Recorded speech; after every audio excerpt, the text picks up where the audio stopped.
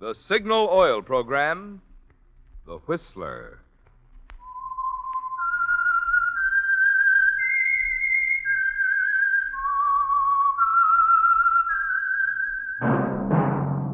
That whistle is your signal for the Signal Oil Program, The Whistler.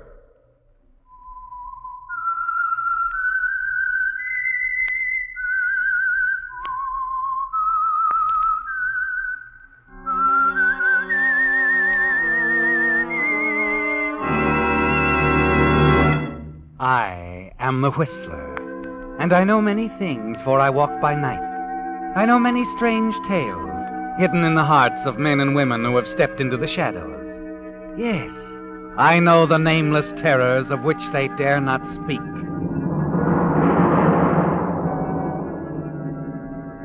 Yes, friends, it's now time for the Signal Oil Program, The Whistler, rated tops in popularity for a longer period of time than any other West Coast program in radio history. And here's an important announcement for Whistler fans in California only. Beginning next Sunday, January 2nd, due to California's going off daylight saving time, the Whistler will be heard in California only 1 hour earlier, from 8:30 until 9. Remember the change in time. In California only, the Whistler will be heard at a new time, from 8:30 till 9. In other states, the Whistler will be heard at the same time as always. And now, the Whistler's strange story.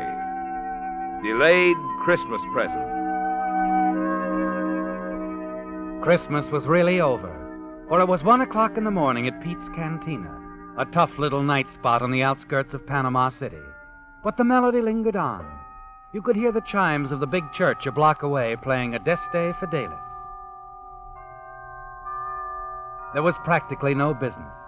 4 hostesses, all Americans, were sitting drearily at the far end of the ballroom near the bar. One of them, Mary Winslow, billed as Candy Porter, just sat gazing drearily into space, thinking bitterly of a past from which for a while there had seemed no escape. But for 5 months now, she'd been relatively safe. No one had been around asking any questions. As Candy Porter, blues singer, Mary Winslow had found a kind of security, not a happy security, for she was far away from home. And as the chimes became silent, Mary wondered if it was worthwhile. Her reverie was broken up as she looked up and saw Spanish Pete, a fat, greedy owner of the Cantina, approaching her table. Candy, look, there's an American gentleman just came in. He wants to buy you some champagne. Champagne, you hear that? Please, Pete, not tonight. It's Christmas. I'd rather be alone if you don't mind. I do mind. Look, All kid, right. I'll let him spend his money on champagne. Now you're smart, baby. Here he comes. You turn, see the tall, heavy-set American approach. Suddenly you become tense. You recognize the type, don't you? After a year of running away, you've learned to spot his kind in a moment. You fight to remain calm as he reaches your table. Sit down, Mr. Fontaine. Sit down. Sure you don't mind, Miss Porter? Of course not. Thanks. In that case, I guess I will. I'll go get the champagne. I keep him on ice. 11 years old, too. Cigarette, Mr. Fontaine? No, thanks. You don't mind if I do? Of course not. Light? Thanks. Strange, spending Christmas so far away from home. Mm-hmm. How come? Business. Important business.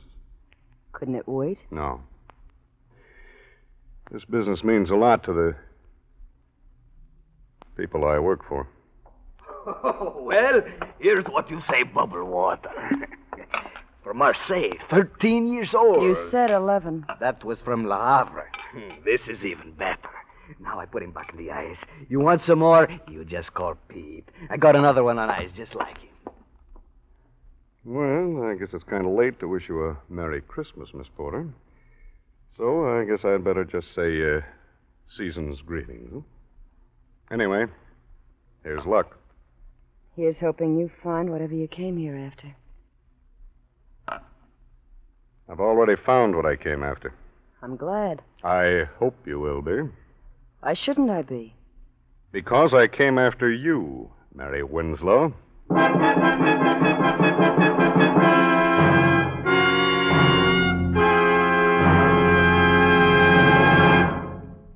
prologue of Delayed Christmas Present, the Signal Oil Company brings you another strange story by The Whistler.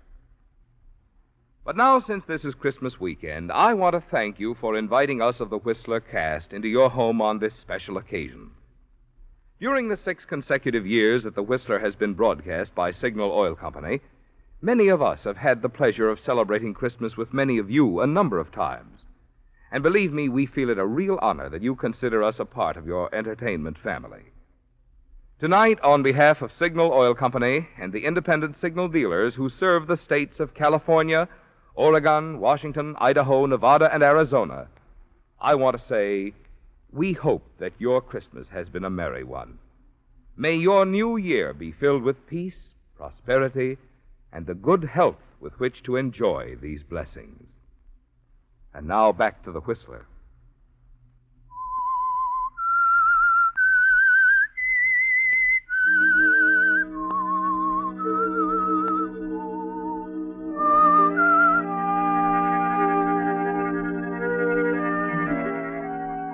After a year, it doesn't seem fair, does it, Mary Winslow? After a year of hiding, using one name and then another. After 5 bitter months of singing at Pete's Cantina as Candy Porter, blues singer, this man Fontaine has come to take you back to the States, to face the consequences of one horrible night. You're sure he's a detective. He couldn't be anything else. You can't run again. There's no place you could go. You've only one card left. And as you face the man across the table and listen to his even, level voice, you decide to play it. If you play it carefully, it might be an ace. I think you know why I'm here. We're leaving in the morning for Los Angeles, Miss Winslow. Like the billing says, my name is Candy Porter. I know what the billing says. I know what it said in Brooklyn when you were billed as Doris Trent, in Denver when you were billed as Gladys James. But when you first took a powder out of Los Angeles, you were Mary Winslow. You know, it's almost funny you should call me Mary Winslow. We used to work together, her and me, in the same floor show. We could have been billed as twin sisters. The customers used to mistake us for each other, too. Now, look, Miss Winslow, let's quit kidding. I'm not kidding. A lot of other people have made the same mistake you have. And like I said, I knew Mary Winslow intimately. I think I could help you solve your case if you let me tell you about her. Sure. Go ahead if it'll make you feel any better. Thanks. You see, Mary Winslow was really just a good kid that got a bad break. In love with a swell guy and scared to death of a hoodlum. She told me all about it. It's quite a story. I'll bet it is.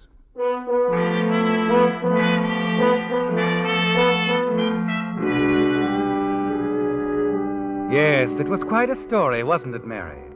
And it all began a year ago Christmas Eve at the Christmas party given by your employers in the pink room of the Swank Wilchester Hotel. You really enjoyed yourself that night, didn't you? And you were quite the hit of the evening. You sang 3 numbers and went over big. Your fellow workers didn't know your many talents. Everyone told you what a fine singer you were. And when you left, you were feeling good. So good you decided to drop into the cocktail lounge, make a phone call, and have a nightcap before going home. Scotch and soda. Mix it. Make mine the same, Bill. Gotcha. I heard you sing tonight. You were terrific. Thanks. What's the matter? Did he stand you up? Who? The guy you were just talking to on the phone. No, I guess he didn't stand you up. Didn't he? And he's on his way here right now. Yep, that's the answer. Lucky guy. Here you are, folks. Oh, take it out of here, Bill. Now, look here, Oh, Mr. take it easy. It's practically Christmas. What's the harm of my buying you one drink? Like I said, I like your voice, Miss Winslow. Here's your change. Oh, thanks, Bill. You must be a detective. You know my name and everything. No, not everything. But it wasn't any trick to find out your name. I just asked one of the boys I saw you dancing with. My name's Joe Clark. Oh, I see you've never heard of me. Should I have? A lot of people have. Most of the boys and girls around the night spots know me. Well, then that accounts for my ignorance. You see, I seldom haunt the night spots. Well, you should. With a voice like yours, you could be packing them in a good nightclub. Oh, now I get it. You're a professional talent scout, and you want to get me into the movies. No. I'm a gambler. Shock you? Why should it? Live and let live is my motto. And that's exactly what I'm going to do right now. What? Live my life and let you live yours. Good night, Mr. Clark. My. Just think, tomorrow I can tell all the girls at the office I met a real live gambler. You could tell them all a lot more than that if you believed in your voice as much as I do. Really? Uh-huh. You've heard of Domingo's on Sunset out near the ocean? It's an undercover gambling club, isn't It's it? more than a gambling club. It's a swell floor show. A lot of big people go out there, people that count. And they're all intimate friends of yours, I'm sure. Not all, but I know quite a few. Could push you right to the top with that voice of Oh, yours. that's the oldest line I've ever heard. It's not a line. Yeah, but skip it. Go on home. Listen to the radio. Eat candy. You can have a terrific time. You go to Domingo's with me, you can't tell what might happen. You might have to meet a couple of show producers. So play it safe and go home. It may be dull, but you'll always get to work on time. Is that all you have to say? That's all. Nighty-night. Wait a minute. Yeah? Could we be back fairly early? Leave any time you say. Well, what are we waiting for? Oh, now you're making sense. I'll call a cab. Never mind, I have a car. It's parked right around the corner. Clark used just the right approach, didn't he, Mary? You realize you're being a fool. But as the hours pass, you tell yourself your fears are groundless. Joe treats you with perfect courtesy.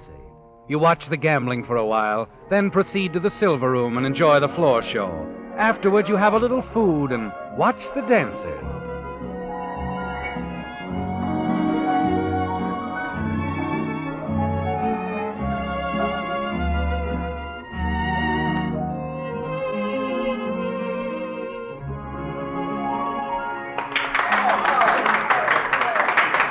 Suddenly, you've had enough. Joe, do you mind if we leave now? I said we'd leave any time you said. What hit you? The music? Yeah, I guess that's it. Another guy? Another guy. My fiancé. What happened to him? He's in the Philippines. Research. Oh, chemist? Doctor. Dr. Frank Wilson, M.D. That was his car we drove out here in. He told me to keep it warm for him. Well, too bad. We could have had a lot of fun. Well, shall we go?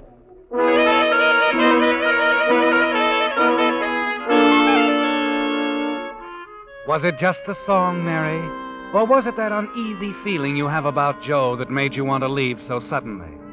It must have been the song. For as you're ready to leave the club grounds, Joe is still a considerate escort. And hop in. Oh, unless you want me to drive. Oh, I'll drive unless you mind too much. Oh, no, I don't mind. Probably be safer, too.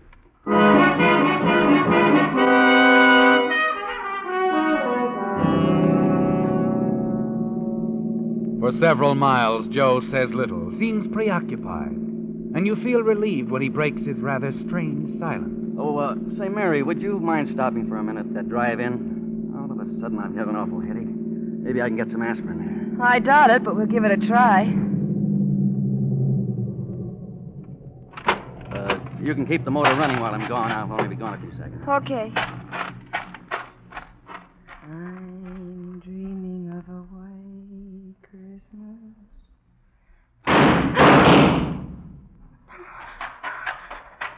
Joe! Get going. Joe, you shot him. I said get going fast. There's a gun in your ribs, baby. You just saw what happened to one guy that crossed me.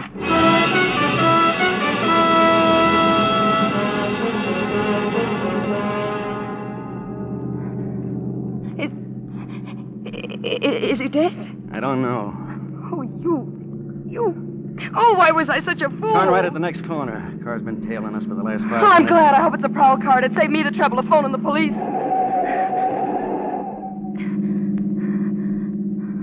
He didn't turn, baby. You shouldn't have said what you did about phoning the cops. You better pull over and park. We got a couple of things to talk over. I said pull over!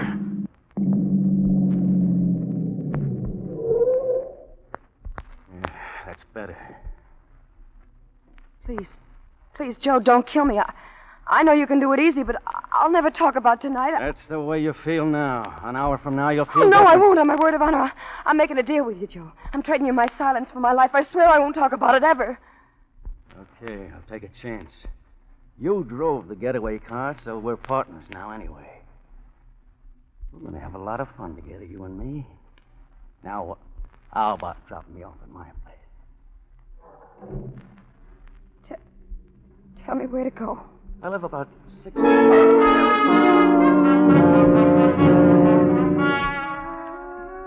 After you drop Joe and you reach your apartment, you're so weak you can hardly stand.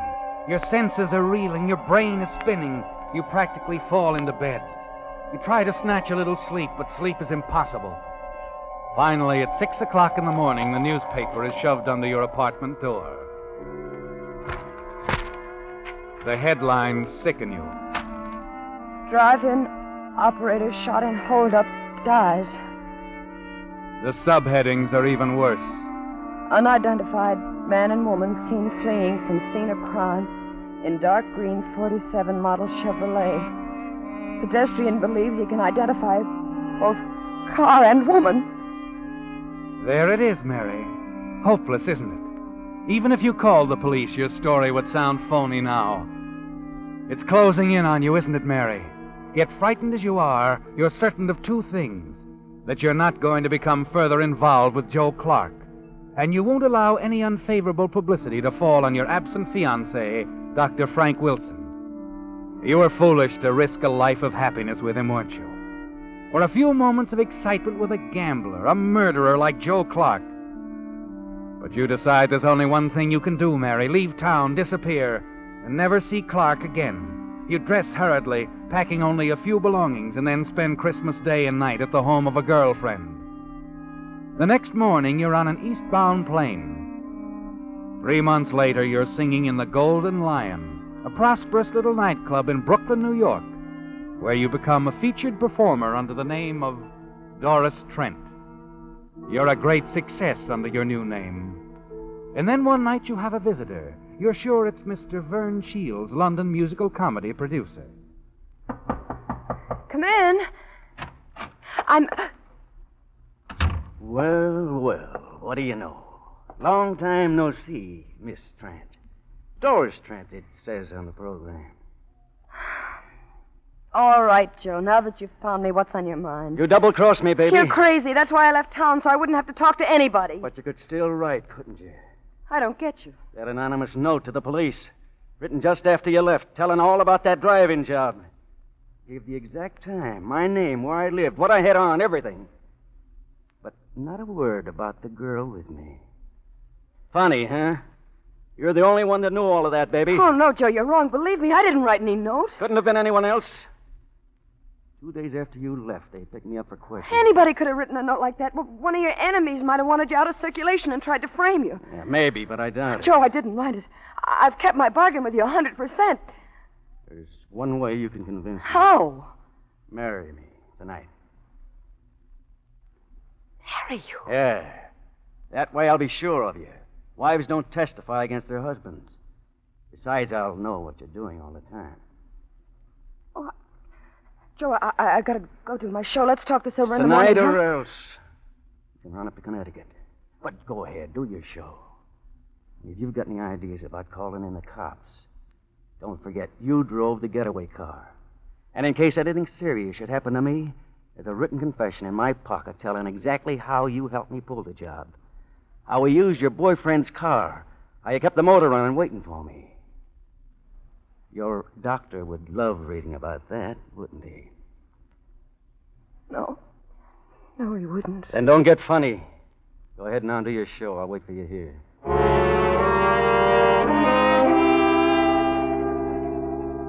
You start down the hallway toward the powder room off stage. Suddenly you realize what a fool you've been. But you're not going to keep on being a fool, are you, Mary? Not with that wall telephone just 5 steps ahead of you. Operator. Oh, operator. Get me police headquarters, Better quick. hang up quick, babe, and I mean quick. You should have looked around before you called. I had a hunch you'd try to double-cross me. Now I know for sure who wrote that note to the cops. Oh, I didn't, Joe. You honest. just tried to call him, didn't you? All of a sudden, I've lost interest in getting married. We're just going for a little ride. Come on, babe. Start walking. No, Joe. I'm not moving a foot, not an inch. If I have to be shot, I'll take it right here. Let go of my arm. Hey, what's going on here? Something wrong, Doris? This guy bothering you? Yes, he is. He wants to date me. Tell him to leave, will you, Eddie? Maybe I'd better take him into the office and call the cops. No, thanks, Eddie. There's no need for that. He's just another wolf. Tell him to leave. That's good enough. You heard what the lady said, Bud. Start traveling. Okay, chum. Anything you say. I'll see the lady later. We park right across the street. Miss Trent. You should have let me call the cops. I would have if he hadn't had you covered with his gun. Oh? Thanks, kid. Eddie, I gotta get out of town fast. After what you just did for me, that's a cinch. Grab some clothes while I phone my wife I'm bringing you home. We'll go out the rear entrance. My car's on the lot next door. Tomorrow I'll call a friend of mine in Denver. He'll put you to work right away. You better change your name, though. That'll be easy. I'm getting used to it.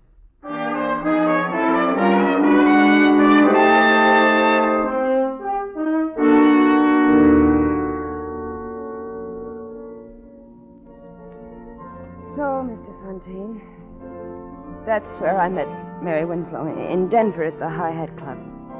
Billed as Gladys James. She roomed with me about 2 months, and then she left, just like that, one night when a waiter told her some guy wanted to interview her for a magazine. That's the last I ever saw of her. That's the end of the story? That's the end. And Mary Winslow told you all this? Well, we were very close friends. I'll say you were. You expect me to believe that? It's true, every word of it. You know something? You ought to be writing stories for the movies.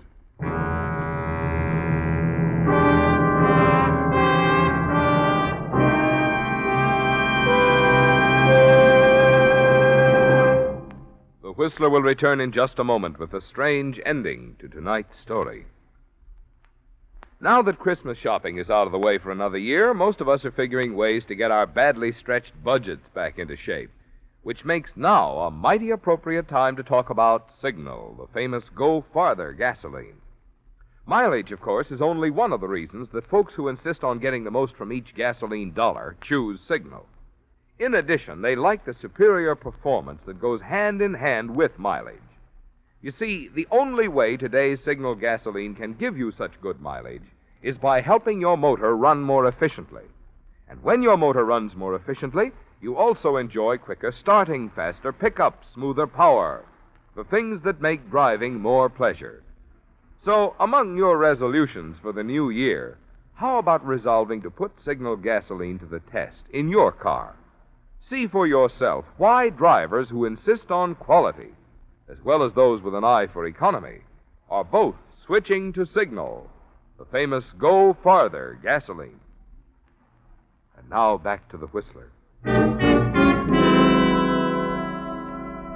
Well, Mary, it looks as though you've lost, doesn't it? That your one card wasn't enough. The man across the table, the man you're sure is a detective, who has come to take you back to Los Angeles to stand trial for a holdup and murder you had nothing to do with, doesn't believe you, does he? And the jury in Los Angeles won't believe you either. Yes, Mary, it looks as though you've lost, but you're going to play the game to the end anyway.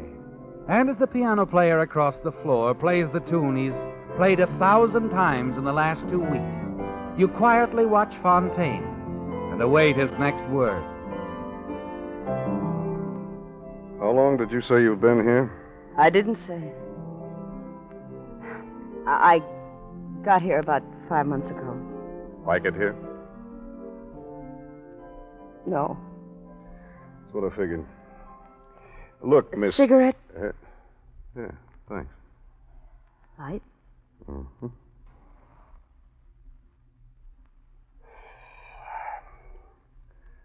Thanks again, Miss Porter. Did you say Miss Porter. That's what you said your name was, didn't you? That's what the billing says, too, isn't it? Oh, thanks, Mr. Fontaine. Thanks for believing me. There's just one thing I'd like to ask you, Miss. Ask me anything. Knowing Miss Winslow as well as you do you think she might come back to Los Angeles sometime and sort of clear things up? I think she might. Someday. You see, a girl like Mary Winslow gets to feel kind of soiled after working around in joints like this. She'd probably want to spend a little time, maybe out in the desert, in the sunshine. Sort of freshening up before anybody she cared about. Yeah. I guess she would. Well, this was a pretty long trip for nothing, you might say. Just one more bum steer. But I'm glad I came. I always figured that confession we found on Joe Clark was a phony. Clark? Is Joe Clark in jail? He's dead. The Brooklyn police got him one night about 5 months ago. Funny how they got the tip. A woman called the police one night from a little nightclub, the Golden Lion Club. She hung up before they answered the phone, but the Brooklyn boys decided to investigate anyway. One of them spotted Clark parked in the car across the street, and he got trigger happy, and that was that. Joe Clark. Finished. Well, Miss Porter, if you ever run into Mary Winslow... I'll tell her all about the Christmas present I got from a swell cop named Fontaine. I'm not a cop, Miss Porter. You're not? Then who are you? I'm a private investigator, working for a guy named Wilson. Dr. Frank Wilson. Frank Wilson? That's right. He's in love with Mary Winslow. Doesn't care where she's been. Just wants her to come back and marry him. Well, so long, Miss Porter, and Happy New Year. Mr. Fontaine. Yes? Do you think you could arrange for me to go back to the States with you? I guess I could, and I was figuring on taking one lady back. Are you going on through to Los Angeles? Not for a while. I'd kind of like to spend a little time in the country somewhere. But I think maybe before next Christmas. Well, I think I'll find Mary Winslow again.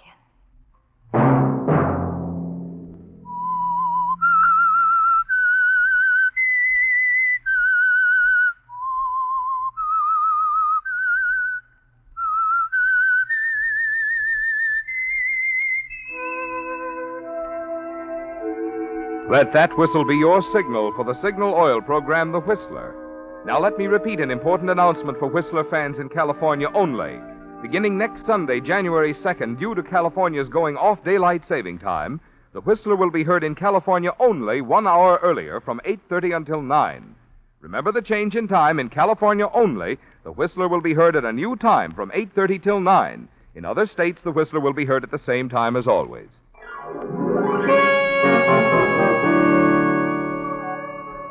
Featured in tonight's story were Joan Banks and Jack Petruzzi. The Whistler was produced by George W. Allen and directed by Gordon Hughes, with story by Edward Bloodworth and music by Wilbur Hatch, and was transmitted to our troops overseas by the Armed Forces Radio Service. This is Marvin Miller speaking. This is CBS, the Columbia Broadcasting System.